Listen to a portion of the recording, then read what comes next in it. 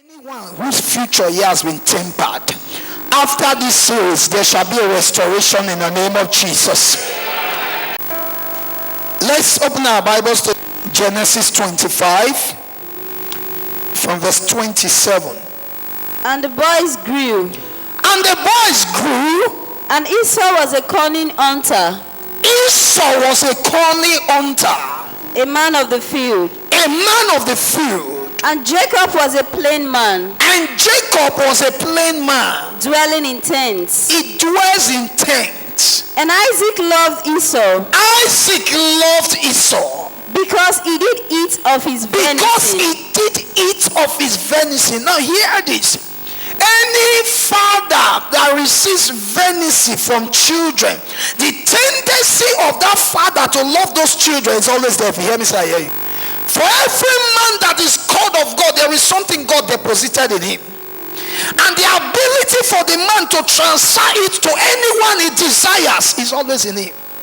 So the Bible says Isaac loved Esau. Isaac loved Esau. Because he did eat of his venison. Because he did eat of his venison.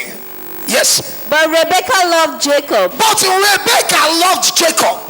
And Jacob sought pottage. And Jacob did what? He sought pottage. He cooked pottage. He prepared pottage. The Bible says once when Jacob was cooking some stew, there are many people in our society today, stew have taken them away from life.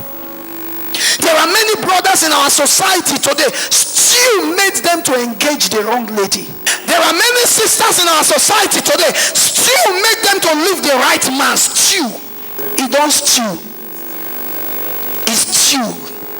I don't know the stew that is attracting you now to the wrong person.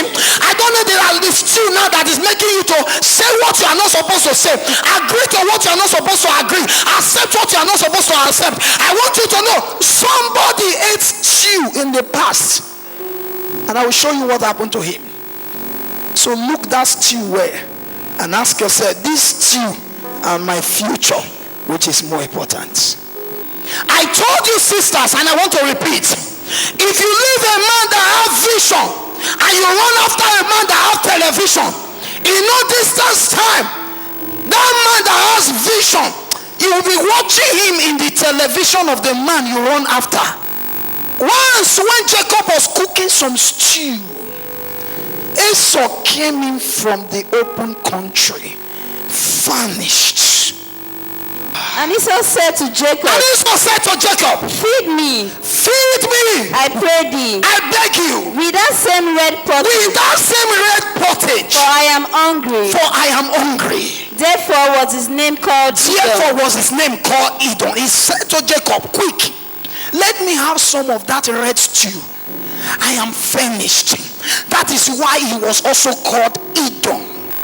Please, I need that red stew. But look at the reply of Jacob. And Jacob said, sell me this day your birthright. And Esau said, behold. Please, I want you to listen to the word of Esau. It is the word of so many people today, most especially young boys. Who education help? Who school help? Who gentleman help? Who being nice help? But I've come to correct an impression here that it is not working today does not mean it will not work. He said, who bets right help? That was what literally, if you want to explain it in our own pidgin English, our legal frankly here, who bets right help? Who help? I beg you, give me that stew. And look at what happened. And Jacob said, swear to me this day. Swear today. And he swore unto him. And he sold his birthright. Shall we bow our heads for prayer? Father, I've come before your children. Yes, Lord. To talk to them as you will put words in my heart. Even as you have put in my heart, time passed and I've documented them. I want to re-emphasize these words to them. And I want the heart of these ones to be open, that they will not weep tomorrow in the name of Jesus. Amen. I'll be talking to you this morning what I titled, Don't Eat Your Future.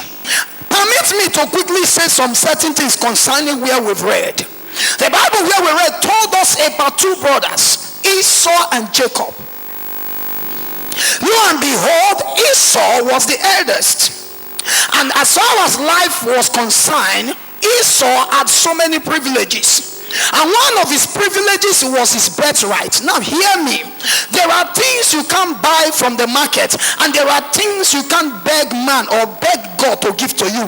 These are supernatural gifts in your lives, and nothing can be compared or be valued to these things. If you hear me say, I hear you. And one of those things is the position and the parents that brought you to this world. You can choose who will be your wife, but you can't choose who will be your mother. You must understand that mothers and fathers, they are gifts given to us by God. Anyhow they are, accept them like that. If they are poor, accept them like that. Know that one of your assignments as a child from that poor parent is that you will grow to make a name, that the mother who born you poor will not die poor. Am I talking to somebody here? So when God gives you a poor parent, know that God has given you an assignment to turn a poor mother to become a rich mother. So this young man happens to have his parents, and the younger brother happens to be limited by the position of his birth. Now hear this. When it was time for life to begin, the both of them chose their different careers. And the one called Esau, the Bible says he was a skillful hunter. He was not a lazy man. He was a man who has something to do and know what to do. He was a man who was hardworking. He was a man who was working and was producing results. But the other man was a wise man. The other man was a wise man. Now hear this. These two people can be likened to two nations. The nations that are hardworking, they do what they should do. They labor, they suffer, but yet don't have a result. They can be likened to the Esau nation. But there are nations who don't struggle, they don't suffer, they don't labor, but what they do is to look for how things can be done easily and smartly. I heard people say slow and steady win the race. I don't accept that. Slow and steady don't win the race. What wins the race? Speed and accuracy. So you don't have to be Esau, you have to be Jacob. Now at the long run, the Bible says Esau came one day like he had always come. And when he came to the house, Jacob had prepared that stew. Ladies and gentlemen, all that glitters are not gold. There are many young boys who prepared stew to catch some guests. This stew can be likened unto the DVD in his apartment. This stew can be likened unto the rug in his room. This stew can be likened unto the television in his shelf. This stew can be likened unto the designers he put on. I don't know what he uses as his stew, but if he catches you with that stew, I pity your future. And this man had prepared the stew. By the time Esau came back, everywhere don't stew. And now that everywhere don't stew, Esau perceived the aroma of the stew. And so this young man said, I need a stew. The brother said to him, wait. You don't just get the stew like that. There must be a condition to the stew. And he said, what is the condition? He said, I want you to give me your birthright. People who don't know the value of birthright will throw it away with a wave of the hand. But hear this. If you sell your birthright, you have sold your future. I want you to give me your birthright. Sell it to me for stew. And I want you to note the word of that young man. He said, what use is the birthright? Of what use is the birthright? Like some sisters are saying to their parents today, of what use is the virginity?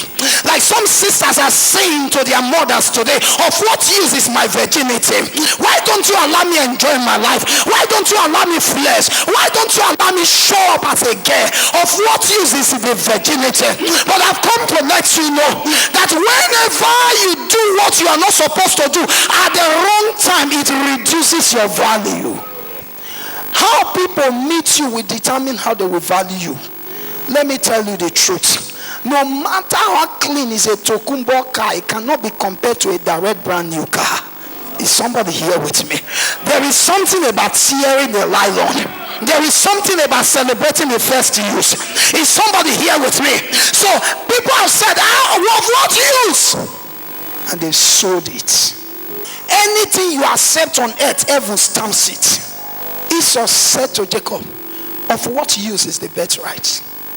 Come and give me the stew. And Jacob gave it to him. Any agreement you make on earth, heaven stamps it. But I come to pray for somebody here who has not sold or eaten his or her birthright, that the enemies will not take it anymore again in the name of Jesus. But the question is, irrespective of what your parents have done, what are you adding to what they have done now?